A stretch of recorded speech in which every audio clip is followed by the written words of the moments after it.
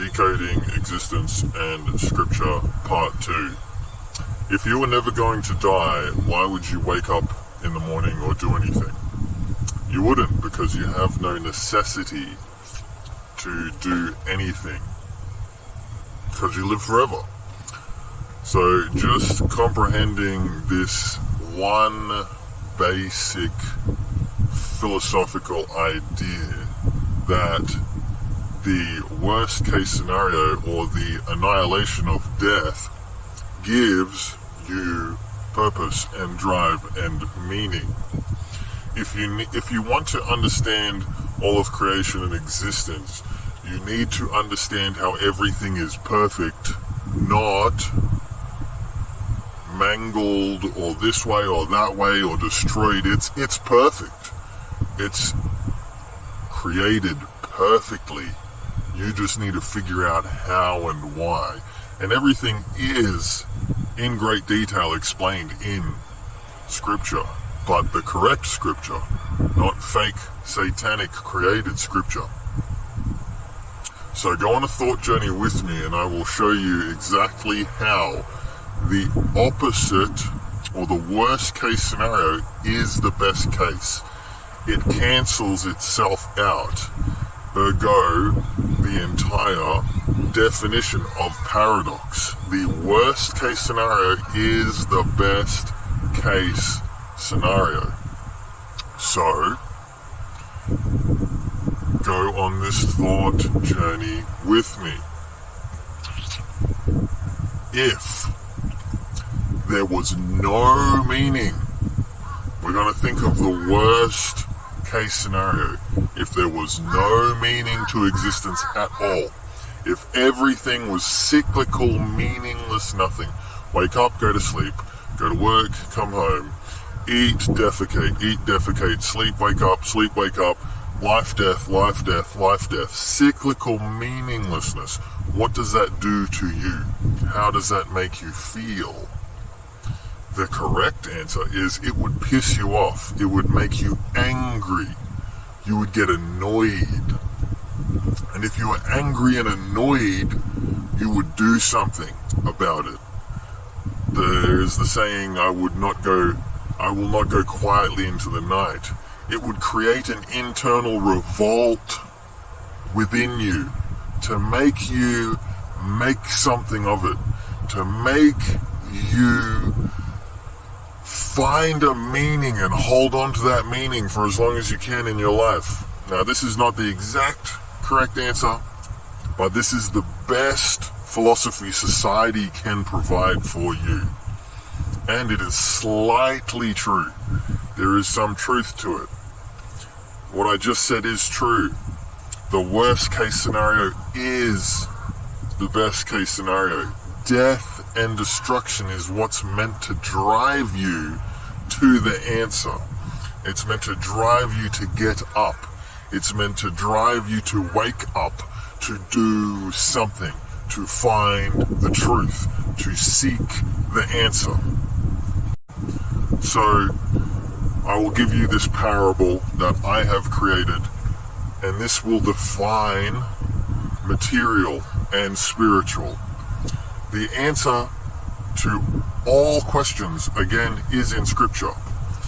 Non-materialism, spirituality, and awakening. Awakening and enlightenment is knowledge.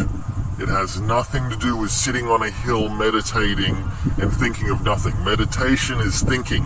When someone meditates upon something, they're thinking. It has nothing to do with sitting there and not thinking. That's a black.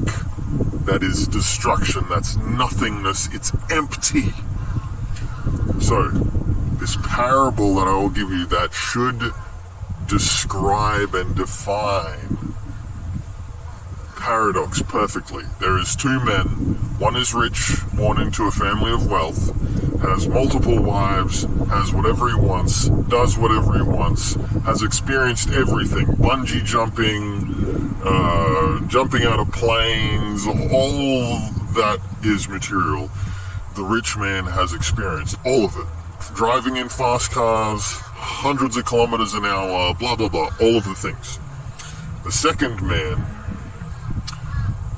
was born poor in a poor country and drafted into a war, somehow survives the war, goes and travels the world afterwards when he survives, somehow, just barely, finds the love of his life, settles down, has children. Now, both men come home. The poor man after a day of hard work, and the rich man after another day of whatever he does. You give both men a glass of water. How much does each man enjoy a glass of cold water? The poor man after the hard day's work, how much does each man appreciate his family, his wife or wives, in the case of the rich man? What is the worth and merit of each man? What is each man capable of? What is the worth of the soul? How capable is the poor man versus the rich man? What experience have they accumulated? What knowledge? What wisdom? What is the measure of each man? Who is richer? Who is the richer man? If you comprehended yet, you would see that material destroys you. Material destroys your value of life. Material literally kills and destroys the soul. It is the anti-spiritual. So, again, the brainwash that you will hear about spirituality is some garbage about sitting on a hill, having an empty mind, and reaching awakening of nothing. Of literally and actually nothing. Everything that is taught and preached is the opposite. And I will say non-materialism is, you shouldn't rely on material because it's not bad. No. It destroys your soul. It destroys the very fabric of your being.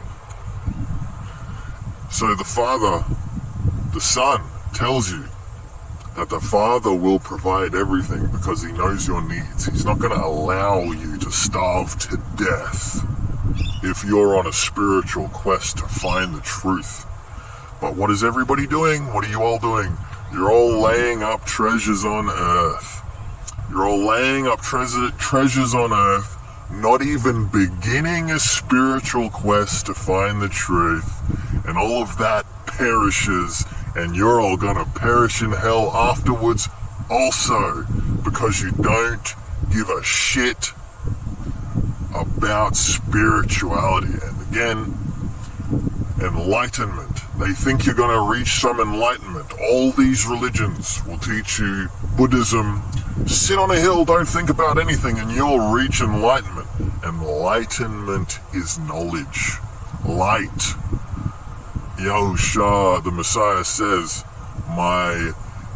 learn of me, which none of you do. None of you do even know his name. Learn of me, because my yoke is easy, comparatively to not knowing in the darkness and slavery, which you're all in. And the burden is light.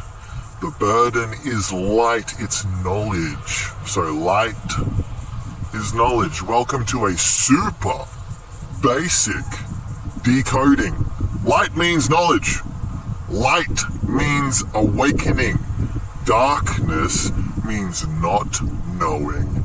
Darkness means ignorance, which you all are.